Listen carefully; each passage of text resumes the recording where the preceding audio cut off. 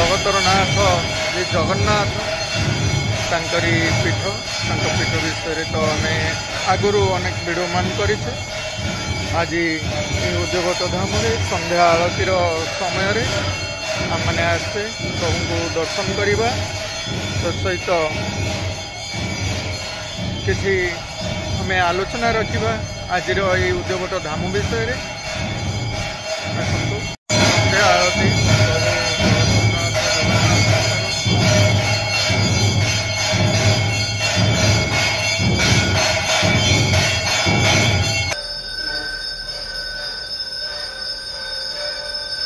प्रभु जगन्नाथ संध्या आलती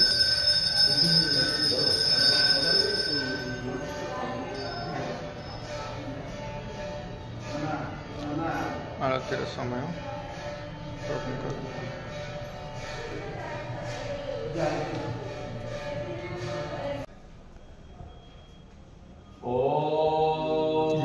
संध्या आलती समय पुष्पांजलिर सुंदर कार्यक्रम जगन्नाथ पीठ में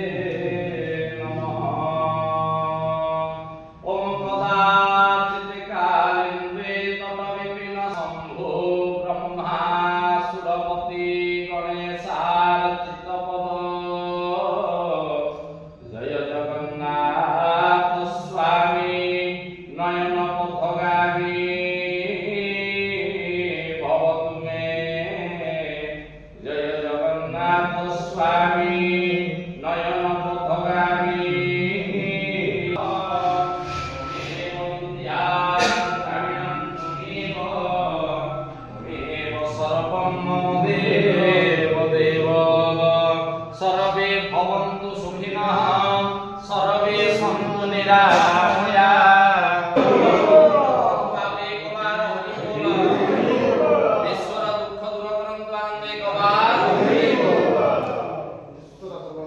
जगन्नाथ संस्कृति आम भितर भाईचारा किपरि बजाय रहिबो आमर जो वेदरू आम किसी ज्ञान आम जहाँ सब शिखुचे ताही तो ज्ञान से ज्ञान बल आम कौन सिद्धि करने को चाहूचे से कथा आपण मैंने थरे आलोचना रखु बंधु मान सह बसी जदि तर्क आलोचना न रुहे ताहले आम मैंने किसी जानीपर नहीं आज्ञा वर्तमान से समय उपनीत जार कलिर अंत पाई किसी बंधु मान द्वारा ज्ञानर प्रचार प्रसार बढ़ुची आज आम आसी जगन्नाथ धाम को ये उद्योगट ठारे ये गोटे जगार जगन्नाथ मंदिर राजीव लोचन दासंकर मठ बा पीठ एवं जगन्नाथ तत्व आश्रम मंदिर मठ एवं आश्रम ये गोटे जगार मालिकार वर्णित थिला जगन्नाथ मंदिर प्रतिष्ठा हैला परे कलिर कली पुरुषर उदय ये उद्योगट ठारू हेबो आमे तो अपेक्षा करिछु से कली पुरुष को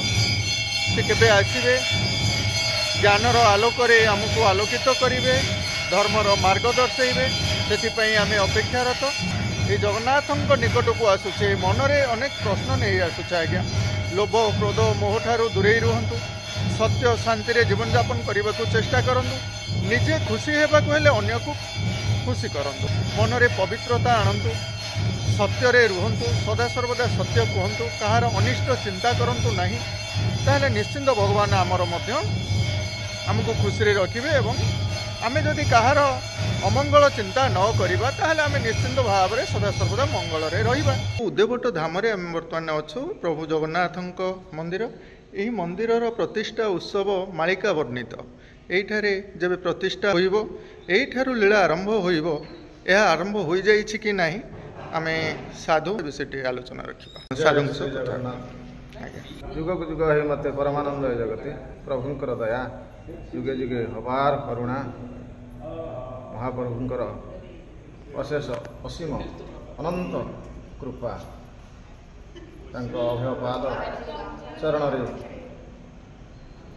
शरण समर्पित होई এই ପିଣ୍ଡ ବ୍ରହ୍ମାଣ୍ଡ ବିଶ୍ୱ ପରିଚାଳିତ ହେଉଛି। ଏ ବିଶ୍ୱନିୟନ୍ତା ସର୍ବରଚୟିତା ଧାରୟିତା ପାଳୟିତା ଶାସୟିତା ସମସ୍ତ ଅନ୍ତଃ ବାହ୍ୟ ପରିପ୍ରକାଶ ପାଉଛନ୍ତି ସେହି ସର୍ବଶକ୍ତିର ଆଧାର। ମନୁଷ୍ୟ ଦେହେ ଦିବ୍ୟଜ୍ଞାନ ଦେଖିଛନ୍ତି ସେ ଭଗବାନ। ତ ଅନେକ ଜନ୍ମ ତପ ବଳେ ମାନବ ଜନ୍ମ ଏ ମହିତଳେ ଅନେକ ତପସ୍ୟା ବଳରେ ତ ମାନବ ତାର ଶରୀର ପ୍ରାପ୍ତ ହୋଇଥାଏ। ମନୁଷ୍ୟ ଦେହେ ଦିବ୍ୟଜ୍ଞାନ ଦେଖିଛନ୍ତି ସେ ଭଗବାନ। ବୁଦ୍ଧି ବିବେକ ଜ୍ଞାନ ବଳେ ମନୁଷ୍ୟ ମରଣ ଜିଣିପାରେ ହେଲେ ମୃତ୍ୟୁକୁ ଜୟ କରିବା ପାଇଁ ତ ପରମ ସୁଖ ଯୁଗକୁ ଯୁଗ ଏହି ମତେ ପରମାନନ୍ଦ ଏ ଜଗତେ। ପରମ ସୁଖ ପ୍ରାପ୍ତି ନିମିତ୍ତ ମନୁଷ୍ୟ ସଦାରୂପକ ଈଶ୍ୱର ସମର୍ପିତ ଯେଉଁ କାର୍ଯ୍ୟ କରିଥାଏ କର୍ତ୍ତବ୍ୟ କର୍ମ ସଦା ତାର ଆତ୍ମାର ଯଜ୍ଞ କରିଥାଏ। ମାନବ ଶରୀରରେ ଗ୍ରହଣ ତ୍ୟାଗ ବିଶ୍ରାମ ବାଲ୍ୟ ଯୌନ ବାର୍ଦ୍ଧକ୍ୟ ଦେଇ ଆସି ନିଶ୍ଚିହ୍ନ ହୋଇଯାଇଥାଏ। ପରିବର୍ତ୍ତନଶୀଳ ଜଗତରେ ତ ମାନବ ହିଁ ଉଦୟ ହୋଇଥାଏ। ନାମର ସେଇ ଗୁରୁ ନାମ ଅଲମାଇଟ୍ ପାୱାର ଗଡ୍ ପାୱାରରୁ ଏ ପିଣ୍ଡ ବ୍ରହ୍ମାଣ୍ଡ ସବୁ ଉଦୟ ହୋଇଛି ତାଙ୍କ ଆଜ୍ଞା ଅନୁଶାସନରେ ପରିପ୍ରକାଶ ପାଉଛି। ସଂଯୋଗୀକରଣ ବିୟୋଗୀକରଣ ଯେତେବେଳେ ନାମ ବିୟୋଗ ହୋଇଯାଏ ମାନବ ତ ଶବ ସଂସ୍କାର ହୁଏ। ଜନ୍ମ ଉତ୍ସବ ମୃତ୍ୟୁ ଉତ୍ସବ ଦୁନିଆ ଦୁଇ ଦିନିଆ ମାନବ ଥରେ ଜନ୍ମ ନିଏ ତ ଇହ ଧାମରୁ ପୁଣି ପ୍ରଧାନକୁ ଚାଲିଯାଏ। ତ ଏଇ ପ୍ରଭୁଙ୍କର ଲୀଳା ଯୁଗକୁ ଯୁଗ ହିଁ ମୋତେ ପରମାନନ୍ଦ ଏ ଜଗତେ। ଇଏ ଆମର ସଂସ୍କୃତି ଜଗନ୍ନାଥ ସଂସ୍କୃତି। ଜଗନ୍ନାଥ ବଳରାମ ବଳଭଦ୍ର ସୁଭଦ୍ରା ଲକ୍ଷ୍ମୀ ମା ବିମଳା କାଳୀ ଶାରଳା ଯେତେ ନାମାଙ୍କିତ ହୋଇଛି ପିତା ମାତା ସେଇ ନାମ ଗୁରୁନାମ ହିଁ ମାତା ରୂପରେ ଶକ୍ତିଦାୟିନୀ। ଗୁରୁନାମ ହିଁ ପିତା ରୂପରେ ପରମ ପିତା ପରମ ମାତା ପରମ ବନ୍ଧୁ ସଙ୍ଗ ସଖା ରିଲେଟିଭ୍ ସମସ୍ତଙ୍କ ଆତ୍ମା ସୁହୃଦ ପରମେଶ୍ୱର ସମସ୍ତଙ୍କ ଆତ୍ମାରେ ବସିଛନ୍ତି। ସେହି ପୁତ୍ର କନ୍ୟା ଭାତୃ ଭଗ୍ନୀ ସବୁ ରୂପରେ ସମ୍ବୋଧନ କରାଯାଇଛି ମହାପ୍ରଭୁଙ୍କୁ। ତ ସମସ୍ତ ହୃଦୟରେ ସେ ପରମାତ୍ମାଙ୍କର ସର୍ବଭୂତାନାଂ ଈଶ୍ୱର ସର୍ବହୃଦୟ ତିଷ୍ଠତି ଅର୍ଜୁନ। ତ ଏହି ପ୍ରଭୁଙ୍କର ଆଜ୍ଞା ଅନୁଶାସନ ଯୁଗ ଯୁଗେ ପରିପ୍ରକାଶ ପାଉଛି। ଧର୍ମାତ୍ମା ମାନେ ଆସିଛନ୍ତି ଧରାଧାମରେ ଜନ୍ମ ନେଇ ଭବିଷ୍ୟତ ଅଚ୍ୟୁତ ଭବିଷ୍ୟତ ବାଣୀ ଉଲ୍ଲେଖ କରି ଯାଇଛନ୍ତି। ତାଙ୍କର ଆତ୍ମଜ୍ଞାନ ପ୍ରକାଶ ପାଇଲା ପରେ ଶାସ୍ତ୍ରରେ ଭବିଷ୍ୟତ ମାଳିକାରେ ଉଲ୍ଲେଖ କରିଛନ୍ତି। ବର୍ତ୍ତମାନ ତ ସତ୍ୟ ଧର୍ମ ନ୍ୟାୟ ଆଚାର ବିଚାରର ସମୟ ଆସି ଉପସ୍ଥିତ ହୋଇଛି। ଶୁଭ ସମୟ ବର୍ତ୍ତମାନ। ପ୍ରଭୁଙ୍କର ଆଜ୍ଞା ଅପାର କରୁଣା ବିଶ୍ୱଜନଙ୍କର ସର୍ବଶୁଭ ମଙ୍ଗଳ ହେଉ ଆତ୍ମାର କଲ୍ୟାଣ ହେଉ।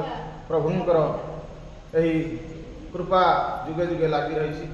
ମହାପ୍ରଭୁଙ୍କର ଦୟା ସମସ୍ତ ପ୍ରାଣୀ ଜଗତଙ୍କ ଅନ୍ତର ବାହାରେ ପ୍ରକାଶ ପାଉଛି। ତ ଆତ୍ମାର ସଦ୍ଗତି ଶାନ୍ତି ପରମ ସୁଖ ନିମିତ୍ତ ପ୍ରଭୁ ଅମୃତ ବର୍ଷା କରୁଛନ୍ତି। ଯୁଗକୁ ଯୁଗ ଏହି ସତ୍ୟ ଧର୍ମର ଆଲୋକ ଆମ ଅମୃତ ବର୍ଷା ହେଉଛି। ତ ଏହା ହିଁ ପ୍ରଭୁଙ୍କର ଦୟା ଯୁଗେ ଯୁଗେ ରହିଛି। ଜାଣିପାରିବ ତ ମାନବ ହିଁ ଶ୍ରେଷ୍ଠ। ସବୁ ନାମ ଅମୃତ ଗୁରୁ ନାମ ଅମୃତକୁ ଏହି ସ୍ୱଶରୀରରେ ପ୍ରାପ୍ତ ହେବ। ଗୁରୁ କୃପାକୁ ପ୍ରଭୁଙ୍କର ଦୟା ସବୁ ସମୟରେ ହିଁ ରହିଛି। ସତ୍ୟ ତଥା ଦ୍ୱାପର କଳି ଚାରି ଯୁଗରେ ହିଁ ପ୍ରଭୁଙ୍କର ଦୟା କୃପା ଆଶିଷ ବର୍ଷା ହେଉଛି। ଗୀତାରେ ଅଛି ଆଜ୍ଞା କର୍ମ ନେଇ ଜାତି, କିନ୍ତୁ ବର୍ତ୍ତମାନ ଆମର ଏଇ ସଂସ୍କୃତିରେ ଜାତିର ମାନେ ହେଉଛି ଜନ୍ମରୁ କହୁଛନ୍ତି। ଅନେକ କିଛି ଭକ୍ତମାନେ ମତ ରଖନ୍ତି ଯେ ଜନ୍ମରୁ ଜାତି ବୋଲି। ଆ ଉପରେ କ'ଣ କହିବେ? ତ ମାନବ ଏକ ଜାତି, ତ ଗଡ୍ ପାୱାର ଏକ ଅନନ୍ୟ ଅଭିନ୍ନ। ତ ଅଲମାଇଟ୍ ପାୱାର ଗଡ୍ ପାୱାର ଈଶ୍ୱର ସତ୍ତା ସର୍ବଭୂତାନାଂ ଈଶ୍ୱର।